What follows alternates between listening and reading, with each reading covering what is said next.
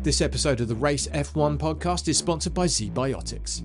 ZBiotics is an absolute game changer because if, like me, you're in your mid-40s, having a night out with a few drinks can leave you feeling considerably worse the next day, and you can't bounce back the way you did when you were in your 20s. But with ZBiotics, you don't have to make that choice between having a great night or a great next day. There's a surefire way to wake up feeling fresh after a night of drinking. It's with pre-alcohol. ZBiotics Pre-Alcohol Probiotic Drink is the world's first genetically engineered probiotic. It was invented by PhD scientists to tackle rough mornings after drinking. And in the words of Jennifer Aniston, here's the science bit. When you drink, alcohol gets converted into a toxic byproduct in the gut. And it's this byproduct, not dehydration, that's to blame for your rough next day. Pre-alcohol produces an enzyme to break this byproduct down. So, just remember to make ZBiotics your first drink of the night, drink responsibly, and you'll feel your best tomorrow. Try it for yourself, and you will believe the hype. Go to zbiotics.com/race to learn more and get 15% off your first order when you use RACE at the checkout. ZBiotics is backed with a 100% money-back guarantee, so if you're unsatisfied for any reason, they'll refund your money, no questions asked. That's the letter Z, or Z, if like me you're in the UK, biotics.com/race and the code RACE at checkout for 15% off. One last time, zbiotics.com/race. This episode is supported by Merrill. With a dedicated Merrill advisor, you get a personalized plan for your financial goals. And when plans change, Merrill's with you every step of the way. Go to ml.com/bullish to learn more. Merrill, a Bank of America company. What would you like the power to do? Investing involves risk. Merrill Lynch, Pierce, Fenner & Smith Incorporated, registered broker-dealer. Registered investment advisor. Member SIPC. As you've probably heard by now, we've teamed up with BetMGM this season. We'll be using BetMGM lines to make all of our picks, and we'll have special offers for our listeners each week. If you haven't signed up for BetMGM yet, use bonus code The Athletic, and you'll get a 1-year subscription to The Athletic, plus up to a $1,500 first bet offer on your first wager with BetMGM. Here's how it works. Download the BetMGM app and sign up using bonus code The Athletic. Make your first deposit of at least $10. Place your first bet on any game and claim your voucher for a 1-year subscription to The Athletic. See BetMGM.com for terms. U.S. promotional offers not available in D.C., Mississippi, New York, Nevada, Ontario, or Puerto Rico. Gambling problem? Call 1-800-GAMBLER. Available in the U.S. Call 877-8-HOPE-NY or text HOPE-NY 467-369 in New York. Call 1-800-NEXT-STEP in Arizona. 1-800-327-5050 in Massachusetts. 1-800-BETS-OFF in Iowa. 1-800-270-7117 for confidential help in Michigan. 1-800-981-0023 in Puerto Rico. First bet offer for new customers only in partnership with Kansas Crossing Casino and Hotel. Don't forget, if you haven't signed up for BetMGM yet, use bonus code The Athletic, and you'll get a 1-year subscription to The Athletic, plus up to a $1,500 first bet offer on your first wager. The Athletic.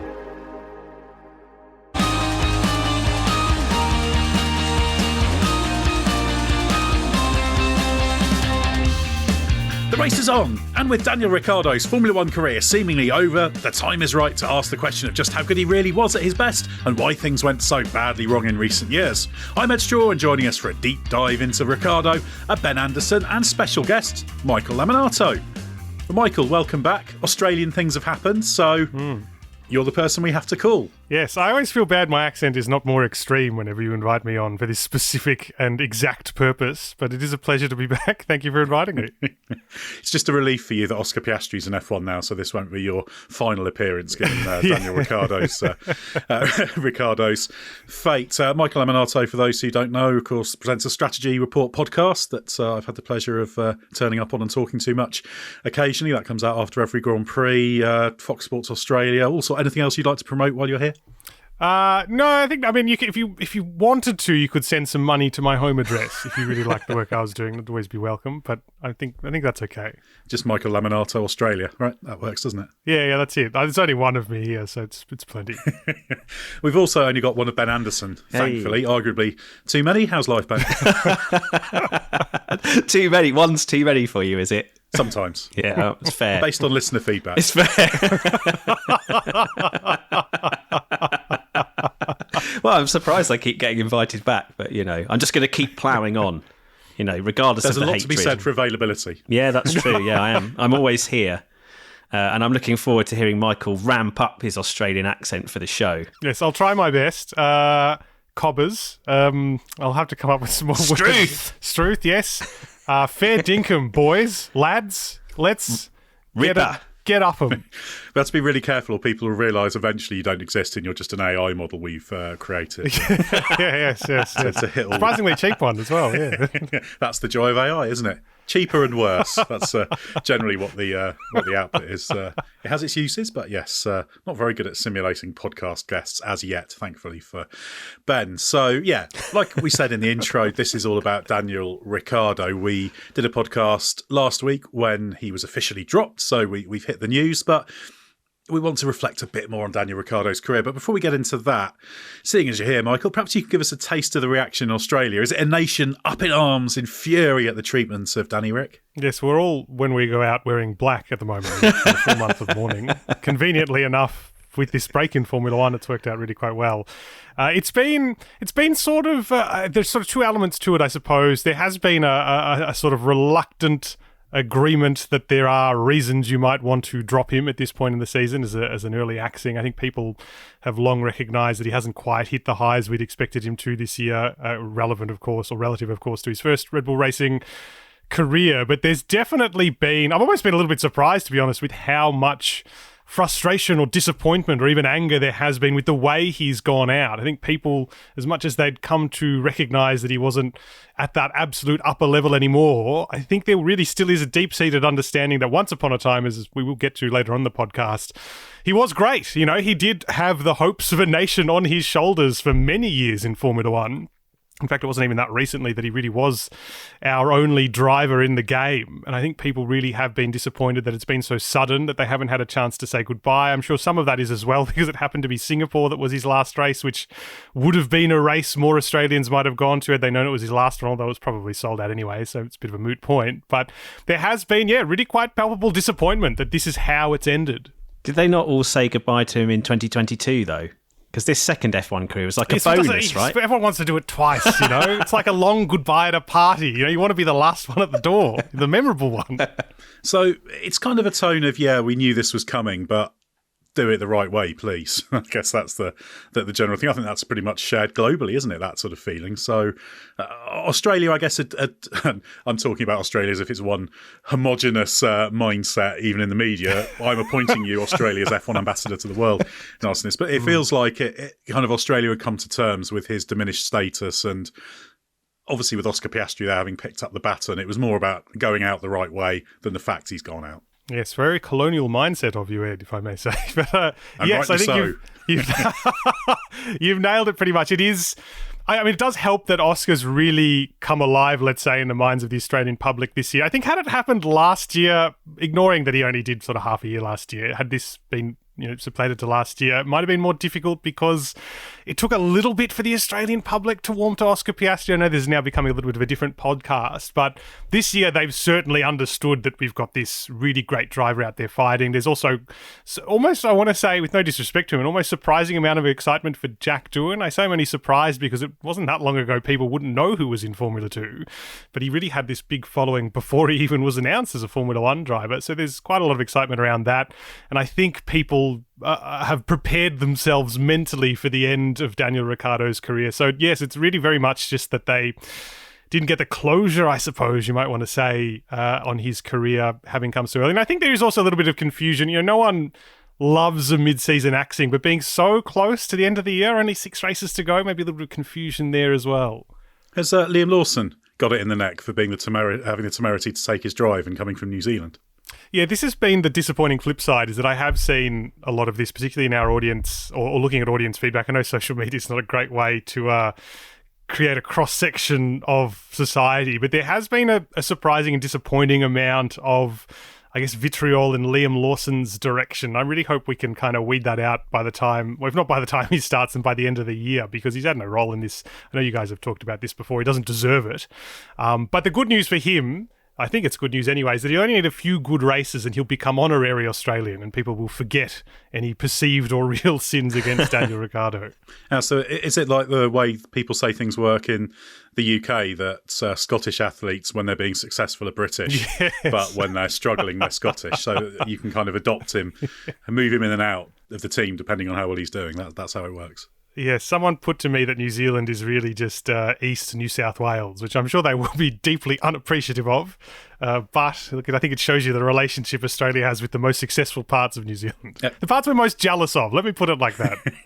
Yeah, and certainly Lawson's done absolutely nothing wrong. Everyone gets their chance through others falling, don't they, pretty much in Formula One. That's just the nature of the beast. Ricciardo himself has profited from that in the past, as he happily admits, and he's been on the wrong side of it as well. But Ben, we should just catch up on some of the fallout there's been, because since we last convened for a podcast, a few more revelations about the timeline. What do you make of what Liam Lawson and Helmut Marko have been saying, especially given Ricciardo wasn't officially told of his fate until after the Singapore Grand Prix? Despite everything he did, he didn't know for sure, whereas stuff Lawson and Marko have said has suggested others did know for sure. Yeah, well, we touched on this in our news podcast that you mentioned at the top of the show, and I think all of us agreed that the way it appeared to have been handled at that time was bad. You know, Ricciardo hadn't been informed properly, Red Bull hadn't treated him well.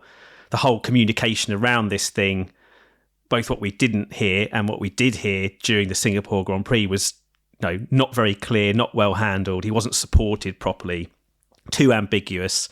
And then it since transpires that the situation was worse than we even imagined, because subsequent to the news finally being confirmed, Liam Lawson comes out and says, yeah, well, I knew basically in the gap between Monza and Baku, so 2 races before Ricciardo knew, Lawson knew he was going to have the seat for this season, for the rest of this season. The only thing I'll say on that is I understand Lawson was told something very similar early in the season as well. Remember when there was all that stuff around after Miami? I think Lawson were given the impression he was coming in as well, because it's the usual Red Bull thing. This is all the Red Bull politics coming out. Marko was keen for him to be in. Others were less keen, and it's a really weird in that regard, because I think that's probably the second time he's been told he's definitely in, so maybe even he doubted it. Well, maybe, earlier in the season it was a lot more ambiguous, because of course the context is the Red Bull power struggle behind the scenes. It's been, almost open warfare, hasn't it? And you've had like a sort of 2-camp scenario where Marko's been saying and briefing, press sympathetic to him, this is what's happening, this is what we're going to do, Lawson, Perez out, blah, blah, blah. And then you've had a kind of Horner side saying different things and backing Perez, backing Ricciardo. Ricciardo was someone I think Horner pushed for in the first place quite heavily, and Marko was always less on board with that. But obviously he was coming at the time from a position of weakness, because his bold pick, Nick de Vries, flopped. So he couldn't exactly say, my last decision was really good, so I've got this one, guys. So I can well imagine earlier in the season he's been saying to Liam, just wait, it's coming, but it's not really crystallised. And then we all got massively distracted with the Perez situation. It looked like he was the guy for the chop. And at that point, it was still an open question. Would it be Daniel gets the chance that he came back for, to go back in alongside Max and see how he stacks up, or would it be Lawson straight in? It was never fully clear. There was always the possibility of one or the other. And then all of a sudden, since the summer break, the Perez situation has kind of 180'd. And I'm not saying he's completely secure, but he looks suddenly a lot more secure than he did pre-summer break. And then that whole target is closed off. And at that point, they suddenly think, it's Ricciardo or Lawson in the RB car.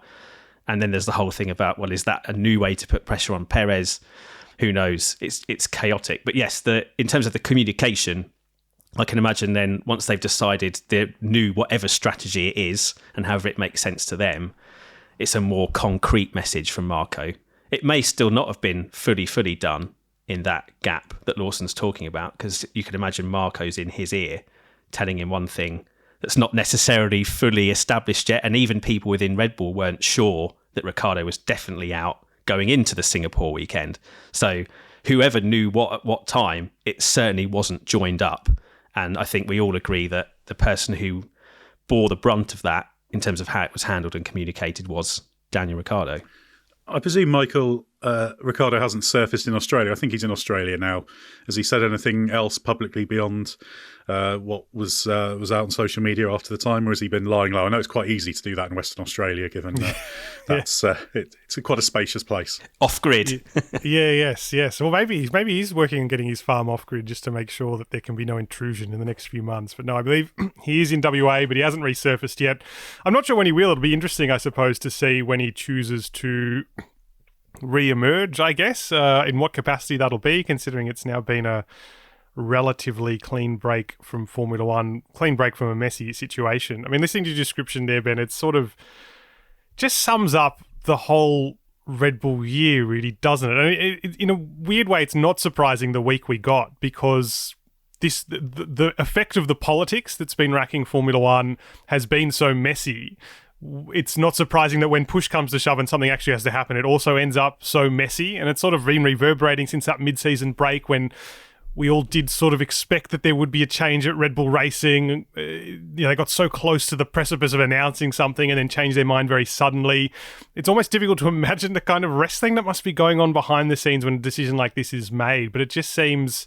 Because really, when you boil it down to it, if you think about what's happened in the last fortnight, or since, let's just say since Singapore, or since the week leading into Singapore, there's no reason once a decision's made not to announce it. I think the fact that there was no public announcement speaks to the dysfunction more than anything else, because there's always wrestling around driver decisions and who should, especially a mid-season change. I can kind of understand, particularly with Perez, how there must have been much hand-wringing around how they wanted to go about that decision. But the fact that once it's made, there can be no announcement is what to me speaks more to that level of dysfunction, because I think that no one would disagree that it wasn't a massive own goal by Red Bull in the aftermath about the way they handled this. You only have to look at the way their social media, as one example, has been responded to by the fans. And I think that, to me, speaks most of all to how dysfunctional the situation's been. It's bizarre for a company built on marketing, isn't it? Exactly. This past year or so much has been got wrong, and it's not down to those responsible for the PR strategy. It's down to, as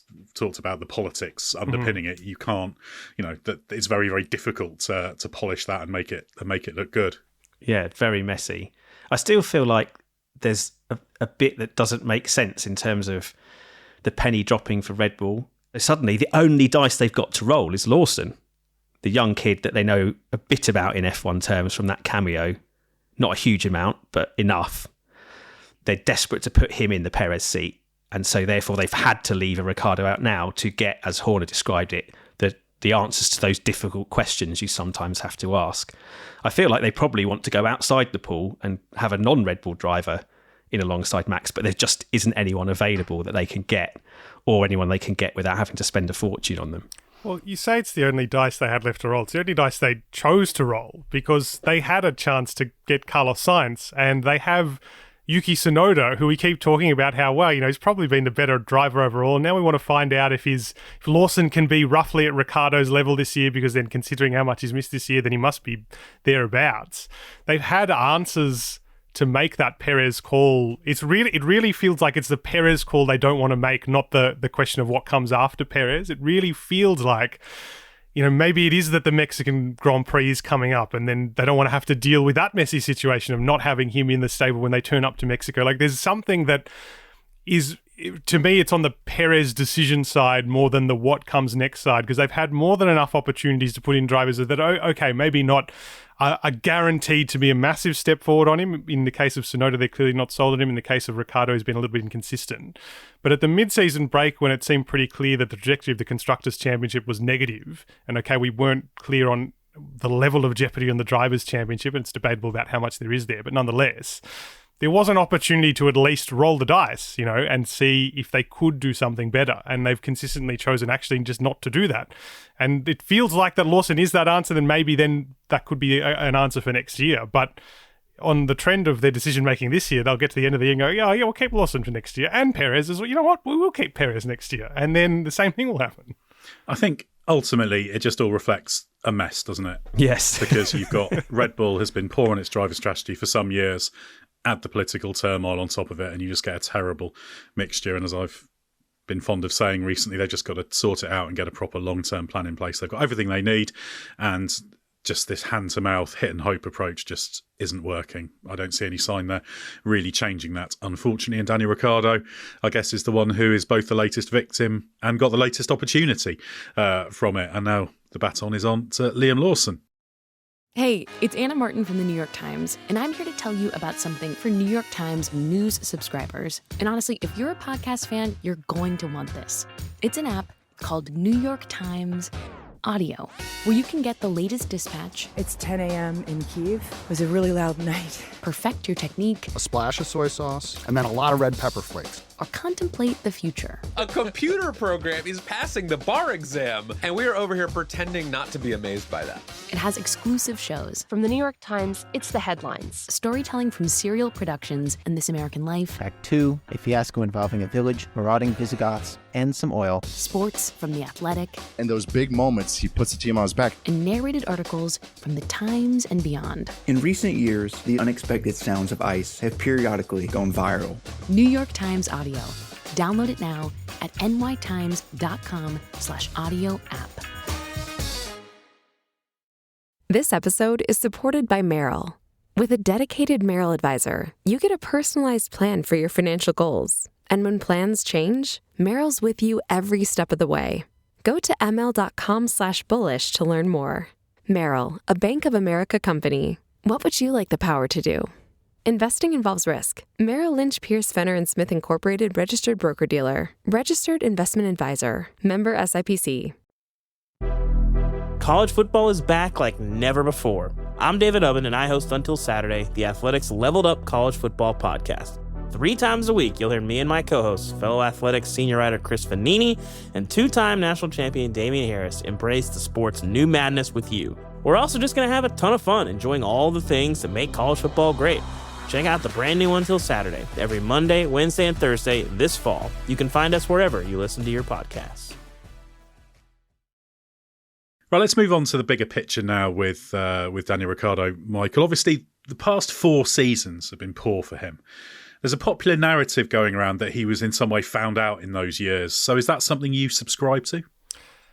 I think that the question's almost sort of rearranged in the wrong way. I think we found out a lot about Daniel Ricciardo in the last 4 years. I don't think it'd be right to say he was found out, though, because I don't feel like we learned anything that contradicted everything we thought about him after particularly his Red Bull Racing stint and then his Renault stint, which I think is a little bit chronically underrated, although I feel like now that we're in the full retrospective Daniel Ricciardo mode where people are starting to realise actually that car wasn't so bad. And I guess one of the key ones is that it feels like we've learned, and he particularly learned, he probably doesn't have the technical grasp that, I don't know if maybe he thought he did, or rather just hoped that he wouldn't have to confront the idea that he needed to understand what made him such a quick driver in those early years. It was probably something he was hoping to defer until after he retired or tried his hand at something else, and he couldn't, because when he got to McLaren, he needed to understand why that wasn't working. I think we probably learned that about him. And also, there are so many unanswered questions, I think, or there are at least a couple as we get to the end of his career that sort of feel a little bit frustrating, although I guess that's the case with every driver whose career ends before they're ready for it to. But how much did confidence play a role in his successes? Like, we saw the best of Ricciardo when he really felt fully ensconced in Red Bull Racing. And even at Renault, I think we can understand maybe why he was performing so well, because he was brought there specifically as the totemic driver, the guy who was going to lead them to a championship earlier than they thought. That was obviously never going to happen. But by the time we got to later at McLaren, when he was really trying to build on that first really patchy season, it was clear the relationship wasn't working. How much did that have an effect on his performance thereafter? And then the biggest unknown question, I guess, is how much did all those things interact with also these cars? Like, does this generation of car, was it just never destined to work for his driving style? Or was it a function also of confidence? And then by the time actually maybe rebuilt some confidence Red Bull, was it a function of age? There are all these little questions that are really difficult to answer. But I don't think, to come back to your question, it's not that he was found out. I think we just learned things that weren't really being asked during his time at Red Bull Racing. That's the thing. The parameters often move in Formula One, and adaptability is absolutely critical. There's the few absolute great drivers can always adapt to whatever the prevailing conditions are. I think it's slightly confused, because I think if he went off the boil in 2022, people would find it easier to understand because the car's changed. But I think it was brought forward a year, him hitting those troubles because of the weirdness of the 21 McLaren. It didn't have a good front end. So in order to make that car work, you had to be willing to brake quite late, be quite adaptable and malleable in the way you overlap the brake and the turn, the way you got the car dynamically where you wanted it on turn. And Norris could brake late, get the car rotated. Ricciardo, always a longer corner driver, couldn't do it. And then in 22, you then get cars that are generically into slower and medium corners tend to have that understeer. So you have to kind of rely on a slightly looser rear in order to get that rotation. And unless you harness that really strong front end to that slight rear instability, Ricciardo struggles. So that's kind of how I see it. And he just got completely lost in that McLaren period, trying to rewire himself and be a latecomer to the more technical side to try and understand it. And yeah, he just couldn't really adapt to it. So that's the way I see it. And yeah, the phrase "found out" tends to imply he was actually rubbish when he was having the success. And yeah, he just lucked into that. But I don't see it that way. I don't know about you, Ben, but I think this is a classic case of a driver who Formula One has moved away from. And he just gets knocked from being this incredible driver who, yeah, was the confidence multiplied his form, certainly. But if he didn't have those generation of cars that could have the strong front ends and he could really sort of do the long corner technique, carry the speed through, get the rotation, he was kind of neutered as a driver and just became okay. Yeah, I think there's a little from columns A, B and C when you take it in the round. I agree with this idea that he was a kind of emotional, touchy-feely driver. Like in that way, he was actually quite a lot like Vettel. He was, in that particular period, just a slightly better version of Vettel.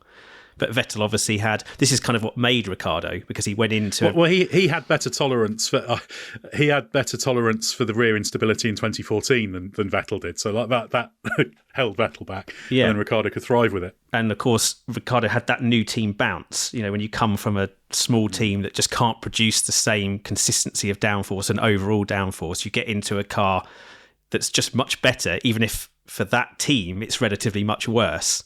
He didn't have all of those problems that scrambled Vettel at the start of 2014, where he was like, I don't like hybrid engines, I don't like this brake-by-wire system, I don't like the fact I've lost exhaust-blown diffusers, I'm struggling to get my head around all of this, plus we're not competitive and I've just come off the back of 4 consecutive titles. So he hit the spiral, just as Ricciardo's in the kind of peak upward moment of, this is my big break. And he was good enough to capitalise on that and turn the team towards him. And then comes that element of confidence. Like, he's always thrived in an environment where he feels the team, even just his side of the garage, fully behind him, fully got his back, all bros together, if you like. And I think he had the same at Renault. So he got that bounce coming out of Red Bull that was pivoting away from him and towards Max Verstappen and his way of doing things. He goes in as a Bitterballs big signing, and he gathered a lot of energy from being the guy that Renault was looking to lead the charge, however uncompetitive they were at that point. That got him through the next 2 years. And obviously McLaren was just this kind of blindside for him, because that was meant to be the dream next move for him. He talked about memories of Adelaide and the love for Senna era McLaren, and it just being this like icon for him as a Formula One fan as a kid. And he gets to kind of live that dream, and it just turns to a nightmare because of basically 2 things. One, Lando Norris just turns out to be this super elite driver. The first one he's really come up against, I would say, in terms of having those characteristics. Vettel, I don't think in the end, if you look back at his full career, maybe in certain characteristics, but I don't think he was ever as adaptable as Norris is proving to be. Vettel hits an adaptability wall. Yeah, I think that yeah, exactly. So I think if you level the drivers, Vettel and Ricciardo are quite similar. The difference is that, Ricciardo probably slightly better, but also was younger. The difference is Vettel had the car at the right time to absolutely make the most of his ability and win the championships. Ricciardo never got that. His peak form was when Red Bull was at its worst, since it became a front-running Formula One team. So that's why his numbers in the end are less probably than Mark Webber's. So he hits the Norris factor. And then also, the technicalities of the McLaren, a really unusual car with this lacking in through corner balance, not got the front end, not really got the rear end joined up. Ricciardo always needed that stability. There was a big step he made from year 1 to year 2 of the Renault years where they found a lot of rear grip on exit, and even the work he did at the start of his RB stint was about coming away from this kind of leery, loose rear end, pointy front end setup that Gasly and Tsunoda preferred. I guess probably trying to do the Verstappen thing of how on the nose can I get the car and deal with it because we know it's quicker. They're just not as good at doing it. So they hit a fundamental flaw. Just never had a strong enough front end to go with it. Yes, and then you hit the limit of the team's technical capability to give you the joined up performance from that starting point. At McLaren, he just couldn't get that starting point. And you could see, and you watched these onboards many times as well, Ed, you could see how much, I call it safety understeer, he had to dial into his car compared to Norris. If you watch, I think it's qualifying in France, 2021, you watch the laps, quite clean laps from both Norris and Ricciardo, but you can see every corner, Ricciardo's just got that slightly lazier entry, steering on for that bit longer, then for his exits not quite as straight, and he can't get quite on the throttle as firmly and quickly as you'd want, just compounded around the lap. And there are obviously places where Norris was particularly strong, and I think of Austria. Turn 4 in Austria was the best example of what you just said there in 21, I think. And you know, Ricciardo's in the pen after getting trounced by his teammate, saying, you know, I can't do that lap time. And there'd never been a point in Ricciardo's career where you could say with Max, but Max was still the coming guy, and you know, overall there was more kind of balance on the scales in terms of who would have one weekend or the other. In 21, it felt like he was getting relentlessly pummeled by Norris, and then he sees that he's gone into a McLaren that isn't gravitating towards him in the way that he likes, because they've got this kind of wonder kid who's already ensconced and is getting better and better with each race almost. And then he also can't replicate what he's seeing. So his confidence in his own driving starts to go. Then he has to get into this whole, right, I need to deconstruct my driving, try to understand the technicalities of why this car is weird, why the balance isn't joined up, how I adapt my driving to do more of what Norris is doing. And because Ricciardo was always a guy who did things on feel, you know, he never wanted to overthink things. He always wanted it to kind of come naturally to him.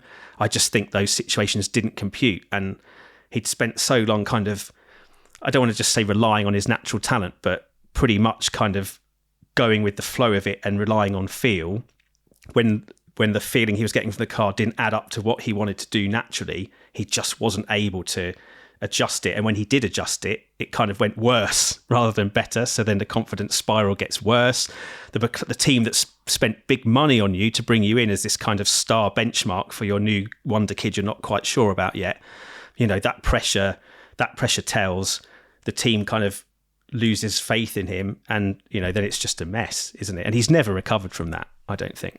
There's an interesting parallel, I think, to go back a step with Sebastian Vettel here, because Vettel really mastered not just a particular era of the car, but that particular behaviour of the car with the blown diffusers. I remember Mark Webber talking about how it was quite an unnatural driving style for him. In a weird way, he arrived at the wrong time in a competitive car because it was a car that he couldn't drive in the way he wanted to be able to drive it. But Vettel went on to be able to unpick or reimagine the way he wanted to drive, or just go back to probably the way he was driving before the blown diffusers rocked up, realistically, considering that was such a short-term innovation, I guess, during his career in Formula One. But in a Ferrari environment, and I think where there's a sort of an interesting contrast, he was the number one man and didn't have such a compelling or competitive benchmark. He was clearly the number one in performance as well as status, but also had, I think, a different attitude whereby he really wanted to take on the role of moulding the car around what he wanted, which is something I never got the sense from Ricciardo about at McLaren. I think that's partly because you do, when you have a benchmark as a teammate who is performing better in the machinery as it is, there's less of an impetus to say, well, this car is wrong just because I can't drive it, but actually the other guy can. But Vettel at Ferrari had that opportunity to try and get from what he wanted from the car. It was a car that was already more competitive, not an exact parallel, but just thinking about the way how he was able to reinvent a driving style that clearly didn't look like it was going to work under the first year of rules in 2014 and get some success out of what came subsequently. Ricciardo wasn't able to do that. And I guess there are two parts of that, right? It was the McLaren car and then also the change of rules in 22. But I guess from his perspective, it's fundamentally the same. It was a car that he couldn't drive for reasons that were fundamental to his driving style. I guess that's where their two careers kind of diverge. I think Vettel had a little bit more depth of technical knowledge as well. Yes, exactly right. Yeah. Daniel relied a lot on feel, and that's fine because you can learn a lot of the things that you need to just by doing it, and they kind of get shoved down into subconscious processing and you don't have to worry about it. And then I think with McLaren, then he was trying to be a bit of a latecomer to that, and you could tell because he was always very honest and direct through this period. I actually think McLaren worked hard with him. I don't think they treated him problematically after all. Yeah, he was contracted for a third year, but they paid him a lot of money not to be, so they honoured the contract in that regard. Ricciardo put his best efforts in. He really, really, really tried as much as he could, but he just got lost. So that's why I sort of see it as a bit of a hard limit. I think that's the difference with Vettel, in that Vettel always had a little bit more technically going on. And that's why Ricciardo with RB tried to kind of go back to that sort of approach and go more on feel. A few key things he wanted, but then he hit up against that wall again of just what the generic demands of the cars are now. Yeah, I think that's an important distinction. Vettel had that, Schumacher approach of no stone unturned, look at everything, stay as late as possible, pore over everything, almost try to run the team from the cockpit. And actually that's what got him into trouble with Ferrari's management in those early years. Riva Bene was very much, you're an employee.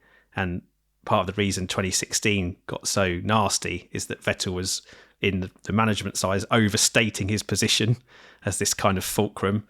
And I don't think they ever quite recovered from that. But it would have carried Vettel a certain way in terms of keep going, adapting. He would adapt more of the things around him as much as he could.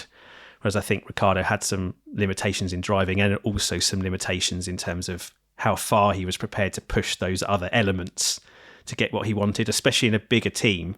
I think maybe an RB had the benefit of being, the really experienced winning driver coming in against a young guy who, has been around for a while but wasn't fully trusted and had also perhaps taken most of his learning from the previous guy, Pierre Gasly, who at that point is long gone. So you're almost looking for a different direction. Our things aren't quite working here. So Ricciardo's the new guy in. He's got the experience, and he would have taken it a certain way, I think, as you said, Ed, to just get a few things that help him. But it's not the kind of root and branch approach that Vettel would have. And I agree. He was a late comer to this kind of need to work on all the other stuff. But also it was partly a function of the way Ricciardo went racing. Like, he worked out, I think, quite early on in his Formula One career that he got the best out of himself by not overcomplicating things, and trying to do that at McLaren just made it worse. So it was never going to work if he was required to be this kind of super flexible, technical titan in Formula One. I mean, 2015, just after he's had his breakout season at Red Bull, he was gearing himself up for a championship fight that year. And I feel like there was a pivotal moment, Canada of that year, where they qualified like a second slower than they had done the previous season. And he was absolutely furious with just how everything had fallen apart from being a multiple race winner. You think, right, the next step is title contention. Suddenly he's nowhere. The car's no good. The engine's no good.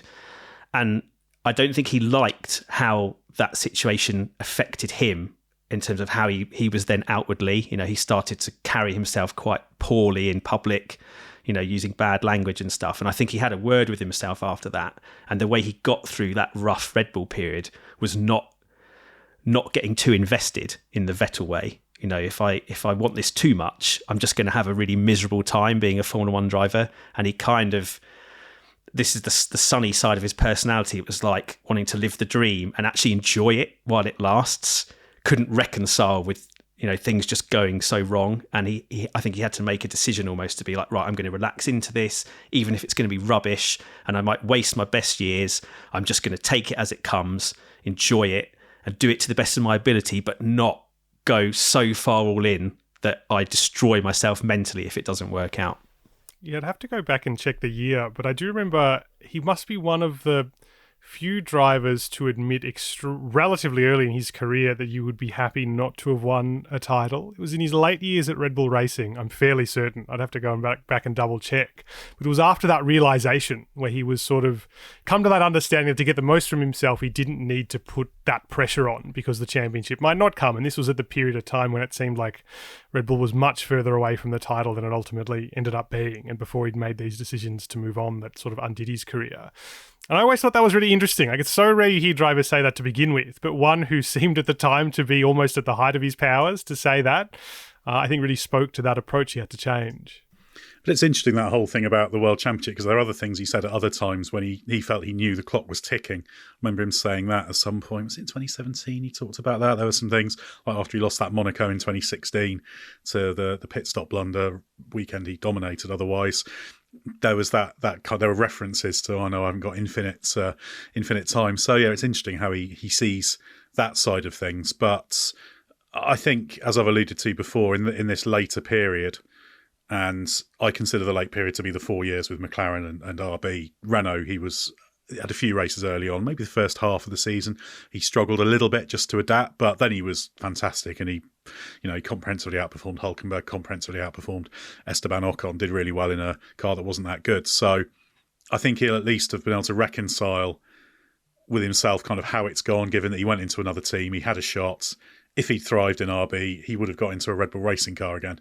So I feel like he can probably be happy that he's ticked that box and tested himself. And probably when he reflects on it, you think, yeah, I wasn't quite able to adapt in this here. I'll be interested to speak to him down the line when he's had time to absorb it all and reflect how he reflects on the whole trajectory of his later career.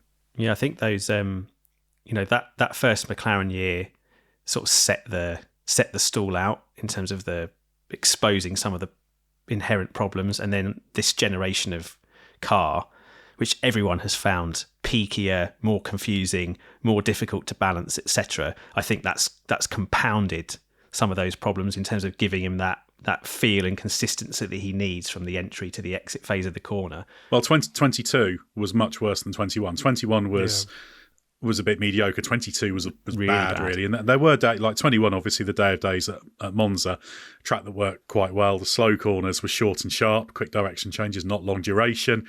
So that was kind of a good window for him, and he executed really well. That was the Ricciardo of old. When he had a shot, he executed that sprint weekend really, really well and took the opportunity that was there. But it was a vanishingly rare peak. And 22, obviously, with the rules reset, there was this expectation that even though the first year accepting the win had been a bit underwhelming, this was a big chance for him to kind of stamp his authority on McLaren, because it would, in theory, take away some of Lando Norris's inherent advantages of being ensconced and, those cars being at the end of their life cycle in terms of development and knowledge, etc. And it just didn't happen. It went the other way.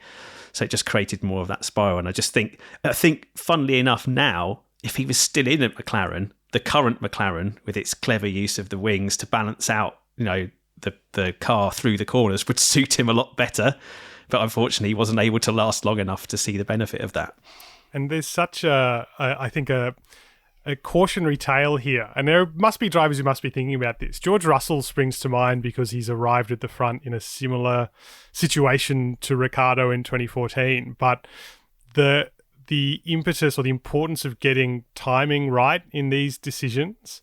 Okay, Ricciardo couldn't, and the same way Russell couldn't, time his arrival in a front-running car to coincide with championship success. That's just sort of part of it. That's bad luck. Then choosing to go to Renault at a time that, kind of made sense. Like, they doubled their points year on year. They'd come from a long way back only 2 years ago. They were a manufacturer. Like, there was a reason to think it might work. But actually arrived at a team that was at the start of a managerial catastrophe that continues to unfold today. And then went to McLaren, which was only 3 years away, maybe, or 4 years away from becoming a title contender, but left 6 months before they figured out their car problems. And then he turned up at RB and broke his hand. Then his first 8 races this year were not good. In that time frame, they'd re-signed Perez and Tsunoda. And then he became pretty good in the middle of the year, enough that maybe he was going to replace Perez. They decided it wasn't quite enough, and all of a sudden, suddenly, he's been sacked in Singapore, where only a few months ago he looked like a chance to return to the championship-winning car. We talk a lot about Fernando Alonso being the king of bad timing, but at least he got 2 championships out of his career. It feels like Ricciardo's timing has been quite poor. I don't think I don't think he would have got the championships in the Red Bull Honda, though, would he? That's the problem. Well, no. Like, it goes back to that being the fulcrum, Red Bull levelled that at him at the time, and he's even admitted recently, you could argue that was a bad decision. Certainly it was an inflection point, taking the Renault money and going over there to try and escape the Verstappen vortex. But that was inescapable, I think. He was fighting it pretty well and holding his own, but he would have only ever become the Perez type driver, I think. If you reimagine his career, that it's just at Red Bull Racing and he's just done what... Because he's kind of had Mark Webber's career in reverse, hasn't he? It's like he hit the good team at the start, and then it's kind of petered out as he's made different decisions, whereas Webber had all the struggle and then had the good cars at the end, but just wasn't quite able to get the most out of them compared to his teammate. I feel like with Ricciardo, he would have escaped the Norris type pounding, but he would have just relentlessly been buffeted by Max. And I just don't think, with Ricciardo's psychology and that need for the full backing of the team, I just don't think there was any way he could have stayed, really. Even if you say, he might have won a few more races, he'd have been so unhappy in an environment where, Max Verstappen has just kind of, not necessarily by contract or anything like that, it's not going to be quite the same as what's happened with Perez, but just the mental struggle and the anguish of just seeing Max just go and go and go, and the car going a particular way and not being able to go with that. I think it would have crushed Ricciardo eventually. Well, it's a simple situation just to look at the bare facts and say, yes, leaving Red Bull was a mistake, just purely from competitiveness of teams. But I think those points you've made there on a more human level, Ricciardo knew he needed to get out of it, and Renault just happened to be the best available alternative option, and that's why he found the decision so difficult, and then just realised, no, I've got to move. And although that will always be the key inflection point, I think the arrival of Verstappen and then the rise over those seasons up to sort of 2016, 2017, 2018, alongside Ricciardo were key to that. And the reason, just quickly before we move on, the reason I bring up George Russell in this context is not because, it's a cautionary tale about making bad decisions. All the decisions seemed right at the time. For the reason you've outlined, he needed to get away from Verstappen to establish himself. And it became clear, although the timing of the pandemic would have been interesting to see what would have happened had he stayed another year or so at Renault and then launched himself into the driver market after that, but had to leave. Because he had to sign before the season started. Exactly. Before he realised that car was a podium contender, and suddenly it looked like, maybe Renault's onto something. It turns out they weren't anyway, but by the by, the decisions all seemed correct at the time. And so if you are someone in a position where you are in a front-running car, but it seems like it's a dead end to get to the front, maybe this is bad advice ultimately, because even the right decision can ultimately be disastrous, as I think Ricciardo has learned that all those decisions were made for good reasons, but returned nothing. Exactly. I mean, he's earned a decent amount of money off it, and I'm not saying he was a mercenary and that was the primary motivation, because I don't think it was, but at least he's done quite well out of it. So happy side effect. There's some positives that have set him up. Well, he was already set up for life before he left Red Bull, but very, very well set. $25 million a year Renault were paying him. And the money was the same offer, wasn't it? Marko maintains it was a pretty similar offer financially. Yeah. And they came down to a 1-year deal as well, so that Ricciardo could see how it went in 19. So I don't think there's anything Red Bull could have done to keep him. No, it tells you that the decision was more about those other things. It wasn't it wasn't to do purely with the money. It wasn't to do purely with the competitiveness. I know that he had reservations about Honda that Verstappen didn't, but at the same time, you wouldn't have backed Renault particularly because although they were talking a good game, they'd been awful. So I think it comes down to those human elements and the way the wind was blowing. Again, Ricciardo kind of trusting his kind of gut feeling and emotional intelligence as well. There were things happening at Red Bull at that time. Remember the Baku incident where they collided? I think he resented being hauled up as a kind of equal part of that alongside Verstappen, rather than the team making a judgment that would have gone against the golden boy purely. And also there was, I think, a strategy question around Silverstone time of that year, where he was kind of effectively sacrificed in the pit stop phase to help Verstappen's race, even though they were running in similar position. And I think he really didn't like that. I think that was a really crucial moment in terms of saying to him, this team is focused on the other guy. It wasn't like a win was in play either. It wasn't like very obvious, we need the second car to help the first car win. It was kind of almost a setback minor podium fight.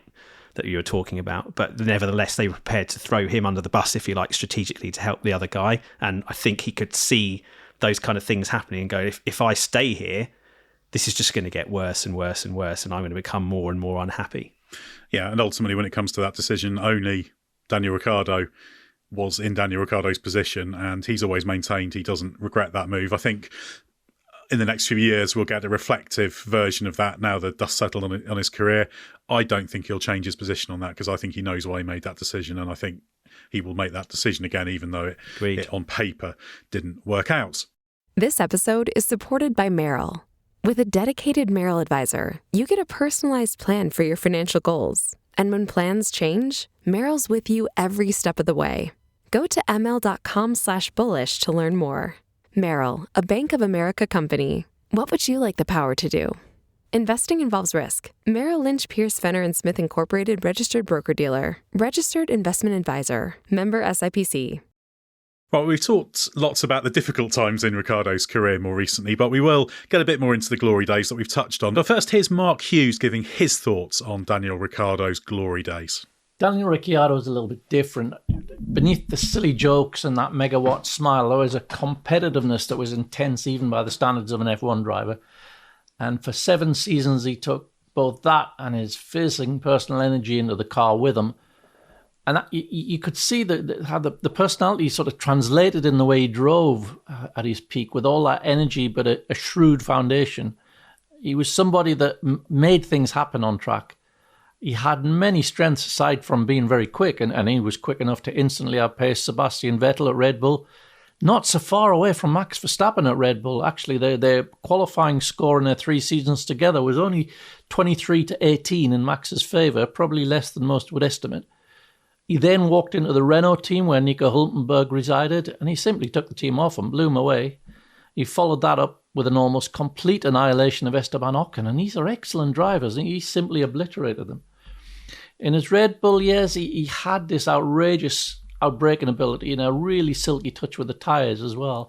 You'd see him maintain a decent pace early in the stint, and then he would unleash this flurry of huge laps as everybody else's tyres were beginning to wilt, and it would vault him past the car ahead at the stops or near the end. And he had this way of conjuring the most unlikely sliver of opportunity into gold. If there was a chance, he'd home in on it and never let it go. He was a formidable package. And you could make, I'd say, a very strong case that he was, in 2014, his first year in a top team, F1's best driver, I'd say, in that combination of stirring attacking drives with almost complete lack of error. Maybe in 16 too, when some of his drives, as he responded to the new Verstappen challenge, were quite scintillating, none more so than Monaco, where he was thwarted by his tyres not being ready his pit stop after dominating the whole weekend. 2 years later, he won there, of course, despite being without any electrical assistance for 3/4 of the distance as he fended off Vettel and Hamilton. That was deeply impressive. It was all about feel for him. He was never a technical driver, and perhaps that's played a part in his decline. He never sought to understand the physics, almost as if he felt that might get in the way of the feel which had served him so well, might have absorbed some of that energy which, in his heyday, just kept pushing him forwards, the ultimate irresistible force. I'd say for those 7 years, he was absolutely one of the elite Formula One drivers, and he was definitely one of the stars of the show. And in any given weekend, you knew you could be seeing something quite special from him. All right, good stuff there from Mark. What do you make of that, Ben? And how do you think Ricciardo will be remembered as an F1 driver once the dust has settled and people are reflecting on his legacy? Yeah, I think he, for a time, as Mark outlined, he was one of the elite drivers. And I would say in those, at least 2 of those early Red Bull seasons, pre-2017 rule change and the big, steroidal aerodynamic cars with the different tyres, etc., he was right up there. He was the best, I think, in 2016. Even his rivals think he was the best driver in 2016. I remember Fernando Alonso saying it publicly to the BBC, and then also telling Ricciardo on the grid in Brazil privately, "Oh no, that's not just me being nice. Like, I genuinely believe it." And again, this all fed into Ricciardo's confidence. So, he rode that wave of, seeing off Jean-Eric Vergne to get the Red Bull seat, that was a huge moment, which you've covered in detail, Ed. Seeing off a driver at the time as credentialed as Vettel was a huge thing, to go into that team and beat the guy who has been the golden child, Helmut Marko's golden child, turned Red Bull into champions. That's a massive thing. And he just rode that wave through those seasons. It's just so unfortunate that Red Bull wasn't able to replicate the Vettel years technically in terms of success, because I think if had they done so, Ricciardo, he probably would have finished his career as a champion. He maybe would have got those 2 Alonso titles that you mentioned, Michael, but the circumstances just weren't there. And I feel like also that era, the Pirelli tyres were so delicate, some of the compounds so soft, that natural feel he had, that really, really helped him. He was Perez-like. Yeah, and he was very similar to Perez, actually, in terms of being able to whisper the tyres through stints. Also, even through qualifying laps, because there were plenty of tracks you'd go to. Spain was like this. Spa was like this. You'd have to manage the softest compound through a Q3 flying lap. It wasn't just like now where it's like prep. Oh, have we got you had to obviously get the prep right. But it wasn't just, have we got the prep right? Oh, the lap's there where it's not. It was like, can you save the energy just enough through the first part, use it here, save a bit there, use it there? And the drivers who had that kind of feel for the tyres were really good at this. And then as everything kind of went a bit more kind of pure performance, a bit more robust in terms of the tyres, a bit less overheating and management, I think there was a step of that in the kind of 17 and subsequent years, and then another step into 22. That took away, I think, one of his key weapons, which was just having this ability to kind of use the tyres in the most intrinsic way of understanding how they worked. Not breaking it down technically, but just knowing kind of from gut feel how they behaved. He had one great strength that he showed in this era, well, there were many strengths, but one thing that is the mark of somebody who can win a championship is that he had that ability when opportunities were there on the table to really seize them. And I guess, Michael, that's one of the reasons why he was so popular, the great late outbraking manoeuvres. If there was a win there and he had to just make a few things happen to do it, he was very, very good at doing that. And that's one of the reasons, I guess, why he was so popular as well. Yeah, I mean, he was a highlights generator, ultimately. There was so much behind the scenes that made him great, but at the end of the day, inevitable highlights come, certainly from all these wins, which were always very exciting. Even he managed to find a way to inject some jeopardy into Monaco when he won that as well, by having his engine sort of half switch off around the halfway mark, whatever it was. Power, yeah. So there's always that element of it, which I think is quite obviously also always played to his strength rather than just grinding out victories from the front or making them look straightforward in that way. And the fact that he could combine that with an attitude that, you never get out of the car and just be absolutely raged up and be out of his mind in a way that sometimes some racing drivers get so absorbed in the moment. I guess this kind of goes back to that what we were talking about earlier. It was this idea that he'd get out of the car and have enjoyed himself. I think there was a point when he won in Azerbaijan where he radioed his engineer at the time and said, "Man, I'm just having fun at the moment." I think he was still sixth. It was before he'd taken the lead of that race. He did it in a way that made it look enjoyable both from inside and outside the car. I think that inevitably played into why he was so popular to watch. He became such a popular character as well. From the Australian perspective, he also just exhibited all the things we like to see in Australian athletes and that we quietly like to imagine ourselves as, like this very happy, good-looking guy, very athletic, ticked all the boxes. So from that perspective, it was of no doubt that he was going to be popular here. Combine that with even a small amount of success, and he was a huge smash hit. Well, the best thing is, as this is an audio podcast, you can claim to tick all those boxes as well. Yeah, well, yes. Nobody will know any better. So, a good moment for... Stands only to the nose, unfortunately, but that's about it. But it is, I think, strange when you get these drivers who I tend to call them kind of number 1.5 drivers, and I'm considering the number 1 drivers to be the absolute gold standard, the great drivers who will thrive in anything. It's Verstappen, Schumacher, Lewis Hamilton, but there's drivers like Ricciardo who I do mean it as a positive, being in the number 1.5 box. Jenson Button was another one of them because he could fall out that window as well, but I think that's what we saw, and they're drivers who can be absolutely immense when the things are right for them. And it's not right in terms of just the car being quick, but just right in terms of the car dynamics are right. They're in their window. They don't need to adapt to something that they don't work with well. And that's where I see Ricciardo. And there's not many I put in that absolute top category. Very, very few, in fact. So as a driver, it means he's not some kind of failure or someone who was lucky to win 8 Grand Prix. I think he should have probably very unlucky not to have won more. Unlucky never to have at least had a chance at showing he could fight for a championship. But I think he's a driver who deserves an enormous amount of respect for what he did at his best and the way he did it even when he was at his worst. Yeah, I think even he and his team around him kind of realised this pecking order thing around sort of 2017 time when Max was, before it kind of fell apart at Red Bull, or he made his decision to kind of, really seriously consider leaving for pastures new. There was this, again, inflection point where Max was just rising, and Ricciardo had been holding him off as best he could. I'm going to say around Malaysia time, there was this understanding that, Max was kind of just on this slightly higher level, and Ricciardo and his people kind of knew that he didn't have a lot else to give to be able to go with that.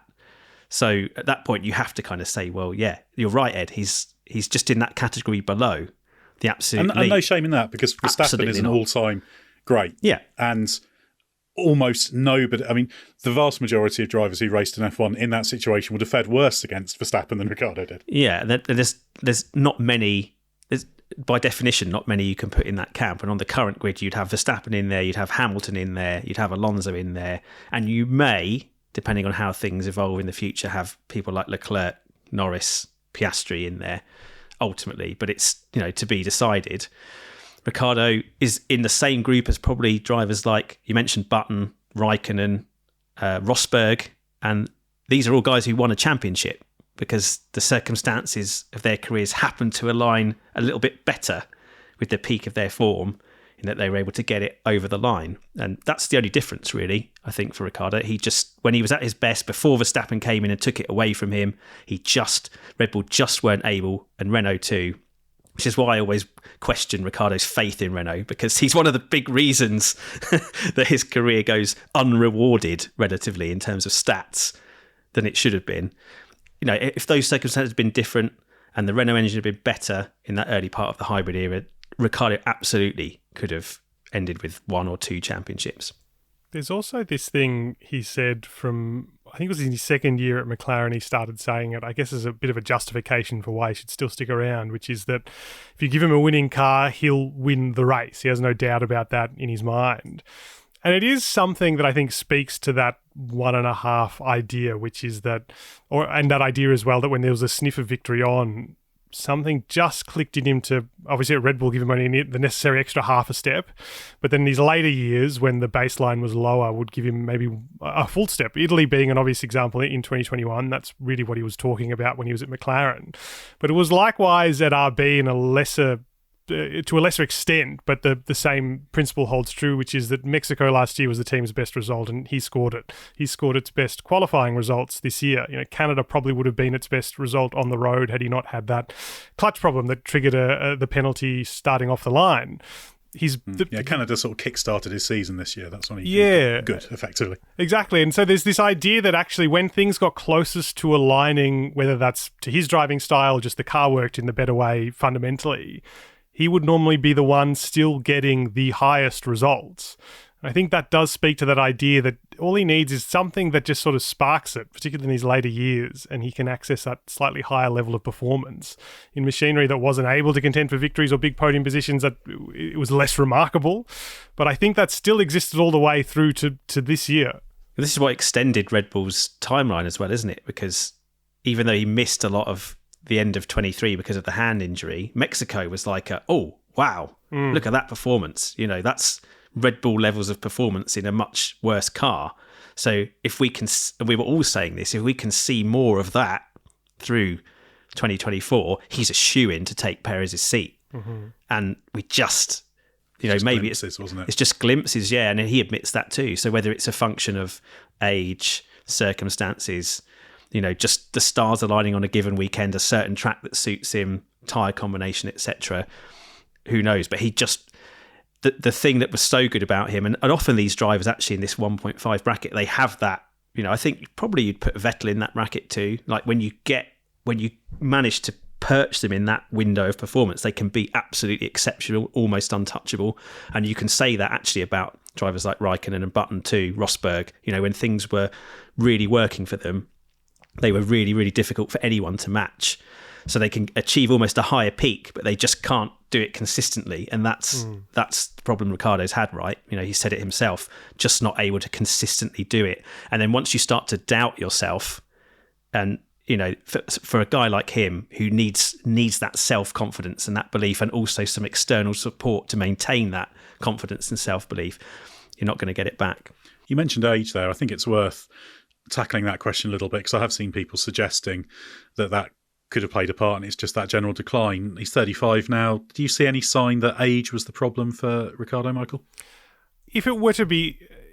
I don't think it would be age. I think it would be time in Formula One more than anything. I remember speaking to him during the pandemic lockdowns, but when he was still in Australia, mind you, before he'd spent so far away from home. And he talked about the idea, maybe it sounds ironic in retrospect, but that it would give him more years on his career, having the chance to stay home for an extended period of time, not be travelling.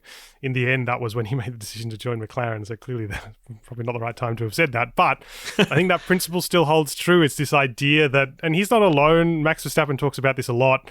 Even Fernando Alonso kind of started talking about it, which is a little bit surprising. It is the workload required, and that must weary you faster the older you get. But it is sort of interesting, isn't it? Because there's no doubt he's not performing at the peak of his powers right now. But for me, I would think more about it is the workload required to perform so consistently, so regularly at the top in Formula One, because of the number of races, because of the commitment level. That is probably wearing on him more. It was after Monaco this year, and just before he sort of bounced back in Canada, that he did this root and branch review of why things weren't working, and the result was actually less about his driving approach, and it was more about the approach to the weekend off the track as well. I think that sort of speaks to that. Yeah, I remember asking him a few questions about that. Yeah, and he alluded to that quite a bit. But it's interesting because everything you say there emphasises how circumstantial it is, because when things are going well for Ricciardo and the car's right for him, he can sort of breeze through it and it doesn't have this overload. Then when things are going harder, proving harder for him, and the car's not where he wants, he has to work even harder, and that puts him more into the zone where he's not happy. So I guess that's the mechanism, isn't it? The strength can also be a function of the weakness, if you like, and vice versa. We mentioned Vettel before and his kind of capacity to go much more outside of what was going on to try and scrape performance from other places. I don't think Ricciardo had that in his arsenal, so that makes the harder moments more difficult fundamentally. And then also, if you're a driver who just, there's no shame in it again, just don't have quite that range of performance as someone like Hamilton or Alonso or Verstappen, where it just comes easier.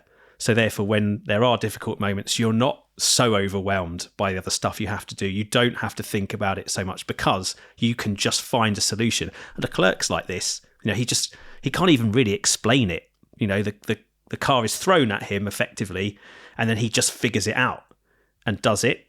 And therefore his mental bandwidth to handle everything else is much greater. I think Alonso's probably no better example.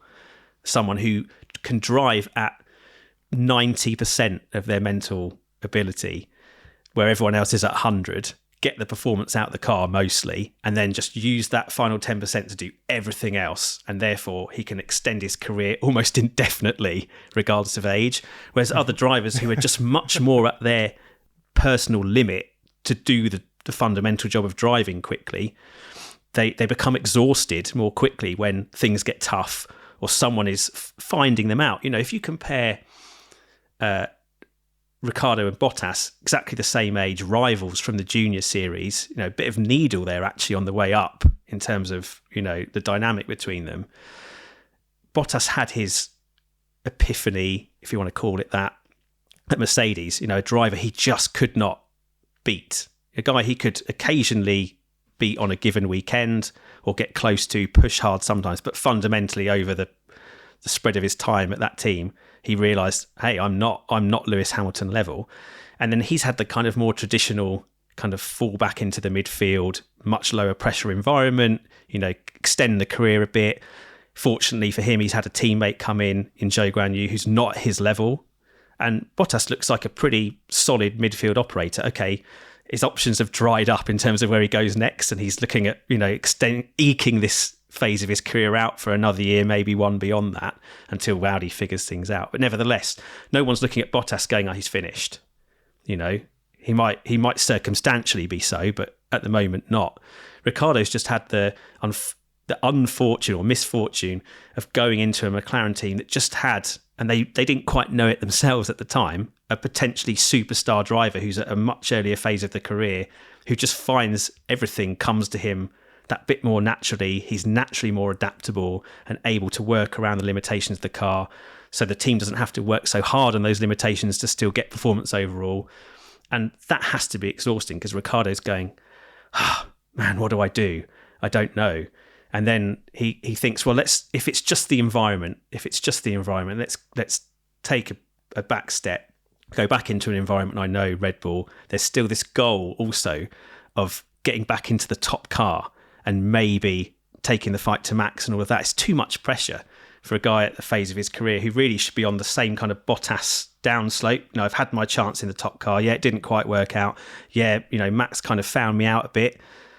I think it's to his credit that he's backed himself to try and still do it against the top guys. But inevitably, you know, I think Jackie Stewart tried to tell him this, inevitably it gets harder as newer, fresher, younger, more malleable, more adaptable, and sometimes fundamentally better drivers come in. Well, and Ricciardo himself has alluded to that recently in terms of not being able to keep up with some of the younger guys. But Michael, to sum up, how's Ricciardo going to slot into the Australian sporting pantheon? How's he going to be seen for the next couple of decades? Is he going to be kind of in the Mark Webber sort of box rather than the Alan Jones box? How do you think he'll be celebrated and remembered?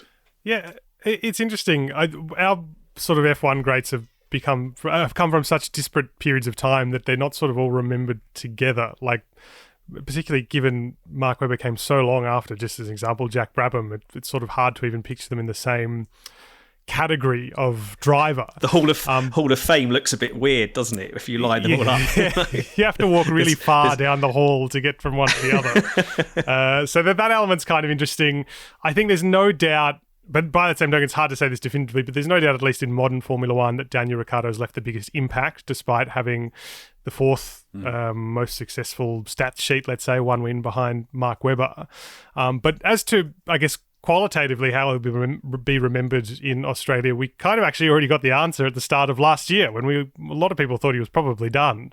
And it was really interesting, you know, that last year at McLaren, the mental attitude in Australia was just was in the fetal position, essentially, just being braced weekend after weekend. How much was Norris going to beat him? Oh, it's the Italian Grand Prix. No, he didn't win that. Okay, back to the fetal position again.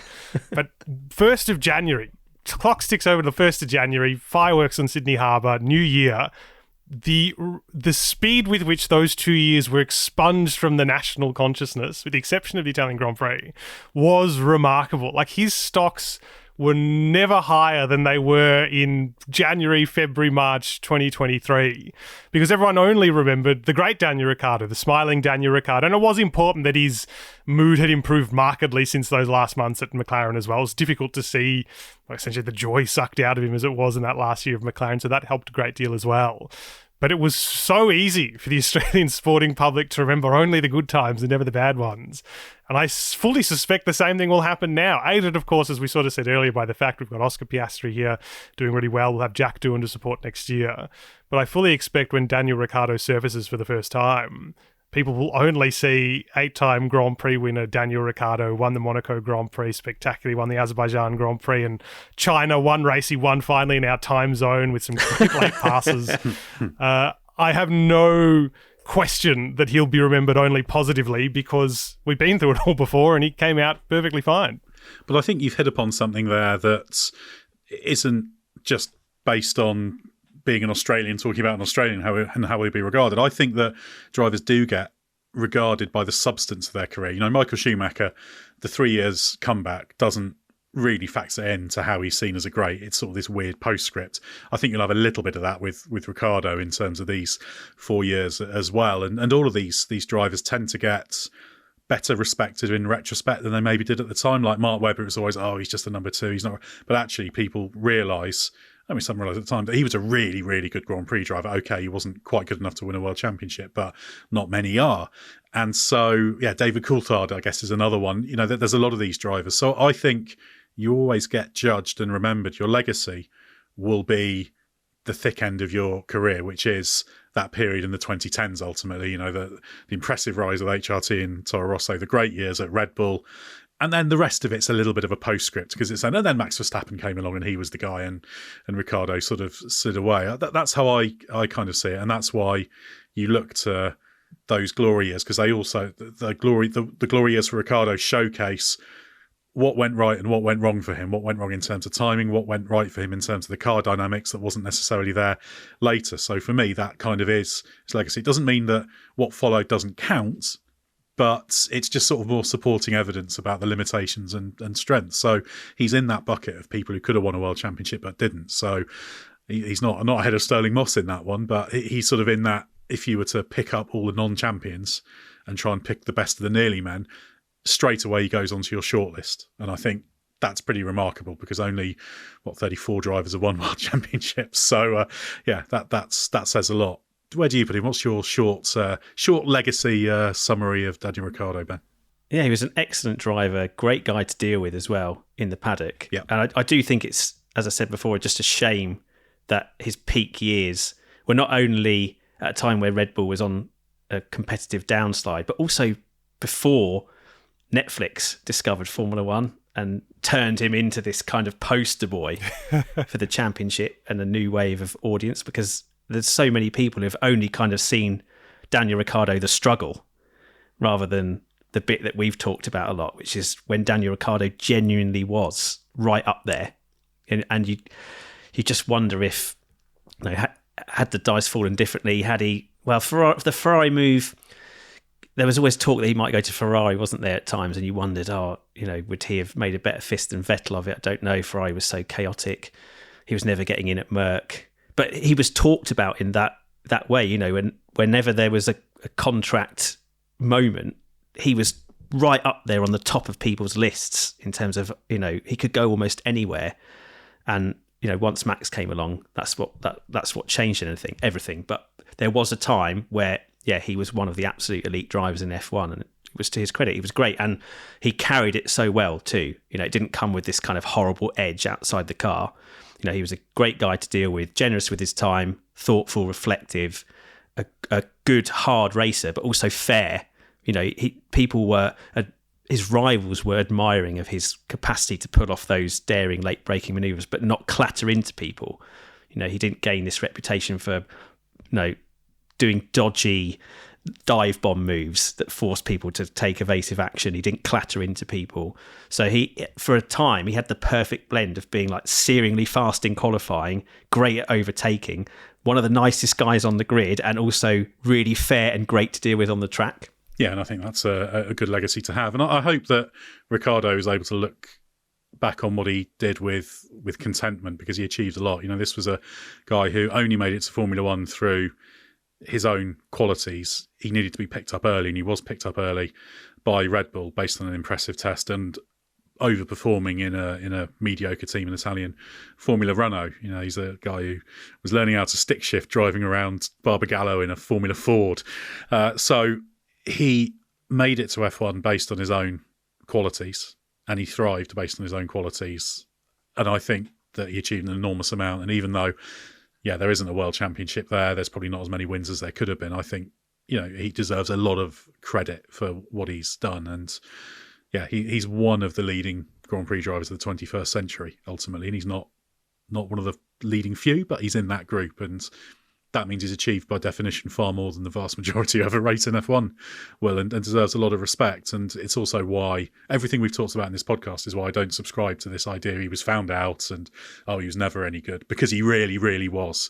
Go back and watch those races in full. Look at the numbers. Look at the statistics, even in that year when Kvyat beat him on points. And the opposition. Hands down, Ricciardo. Yeah, hands down, Ricciardo was the stronger performer than Kvyat. I think he was 8-2 in qualifying when he didn't have engine problems distorting the picture. So, a very, very, very good driver. And, maybe he didn't have the best send-off, but hell of a career. And, just hope that he can reflect on that with contentment, because he deserves it. And I'm sure we'll see plenty more of him. He's going to be a figure who's going to be looming large, at the very least in Australia, but I'm sure he'll still be of international interest. I'm interested to see what he does next, and I hope we've given people a bit of an idea of why we hold him in such high regard. Ultimately, his success was his success. He was fantastic. His failure later in his career was his failure as well. It wasn't outside or external factors. He didn't luck into his success. He wasn't done over with his failure. It's just what Daniel Ricciardo was as a driver and the way the prevailing circumstances moved round. So, I applaud the efforts he's made in Formula One, and good luck to Liam Lawson, his successor, who will be delighted if he can achieve even a fraction of what Ricciardo can, because any driver would probably be pretty happy to achieve that level. Thanks to Michael Lamonato and Ben Anderson for your insight. We're slowly making our way towards getting back to F1 action in Austin, even if Daniel Ricciardo isn't, so stay with us for everything you need to know from the world of Formula One.